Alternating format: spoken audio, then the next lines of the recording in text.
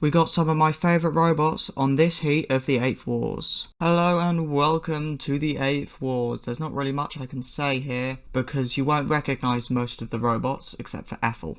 The first round will consist of 2 3-way fights. Let's go to the first one. From Hexbug, Impulse. They're notoriously bad, they haven't won a single tournament fight. From the inner machinations of my mind in seeded number 11, Shove. Love 'em or hate 'em, I love 'em. They debuted in the second Wars, getting second place. Then they did really badly until the 6th Wars, where they got a huge upgrade and they've made it to the heat final twice. Can they go further and reclaim their former glory? From the inner machinations of my mind, Ethel. You'll recognise them from Initiation. Can they fix their receiver issues? 3, 2, 1. Activate.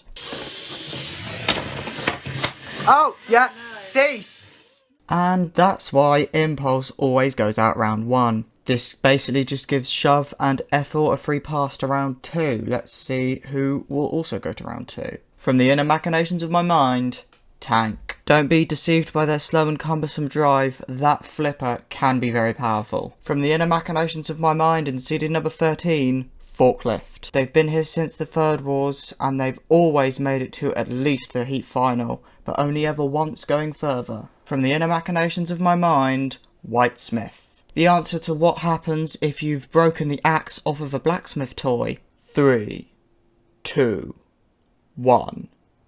Activate. And we're off. Hopefully the fight will be long enough for me to commentate on it.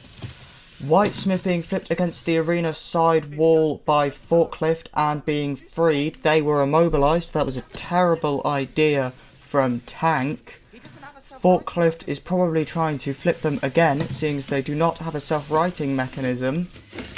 And flipping them against the side wall again. Let's see if they can actually do something. They're trying to force Tank away. I think they're trying to get them out of the arena. That was a very bad attempt of getting them out of the arena. Tank's tried and they flipped them over again, losing power in the process. And Tank has just flipped Forklift onto their back. Their wheels do not touch the floor, they cannot move. They appear to be trying to use their flipper to dislodge their back removable panel so that their wheels can touch the floor again. Unfortunately, their flipper has been removed from their chassis in the process. This is not good. The 13th seed has done the metaphorical equivalent of sawing off its own arm so that it can live. They want Whitesmith in the pit. And if I was doing that, that is exactly what I would have done. Yeah. Poor Forklift, man, having to do this in round 1. Tank doesn't... Actually, no, they are doing a lot better now, seeing as their main opponent doesn't have a weapon and is currently just sort of wandering around on their back. Whitesmith can't really do anything because they just don't have the pushing power or the anything to do anything. The other 2 robots have really taken this opportunity to bully Forklift because otherwise they would be really dominant. Oh! Panel off of Whitesmith. That's something happening. This is sad from Forklift. They really need to get something to happen here. Blocking Tank's flipper from going down, but obviously that doesn't do anything because they're going in the wrong direction. Trying to push Tank in the pit.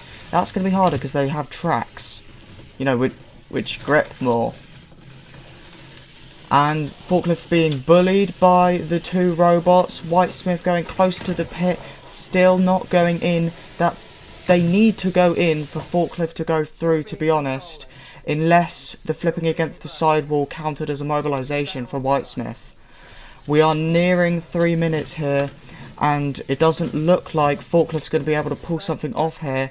They are really, really bullying them here. And as Forklift is the oldest robot to never fail to reach the heat final, this is really important for them that they win this. They absolutely cannot go out until the end of this heat at the earliest. Oh, Tank has managed to flip Forklift upside down in the closing seconds of the fight. Cease.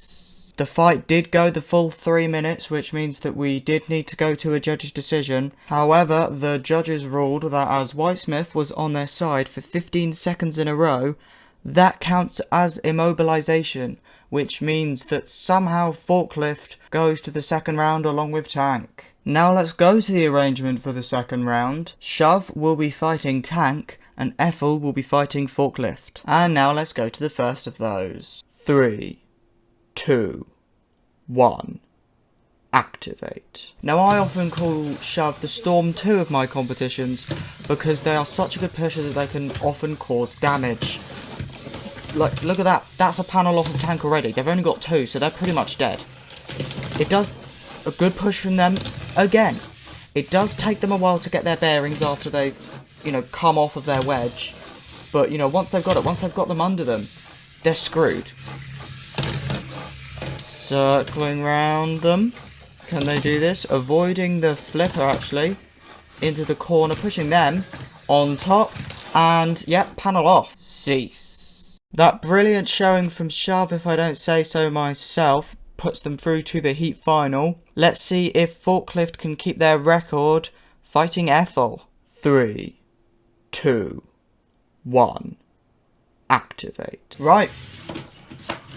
Both robots started with their weapons partially on. Not really sure what that was about. Ethel not having very good hits here. Oh! Unfortunately, Ethel's axe does act as a self-righting mechanism, and that does mean that they can... Well, Forklift is basically screwed against them. In the corner, they weren't really moving now. What was that about? Is Ethel having some control issues? I think they might be. This should be quite easy for Forklift to capitalise on this. If they cannot control their robot very well, that means that Forklift can make up for their slow speed and just get around them, panel off of them, trying to get up Ethel's wedge, who is stuck in the corner. This is a really bad part of their control issues. And they're out, going very close to the pit. Hitting them with their axe, getting some good hits in, not getting good hits in, getting bad movements. It is embarrassing that Forklift cannot capitalise on this fatal weakness of Ethel. Oh, into the forks, and flip, but not that much. Ethel moving it only a little bit. Very near the pit there. Forklift.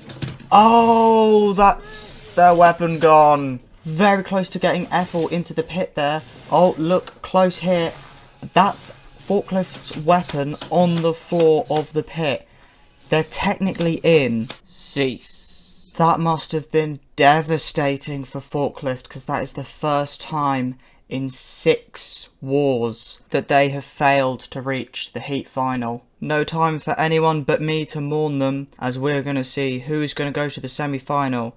Is it going to be veteran Shove or newcomers Ethel? 3, 2, 1.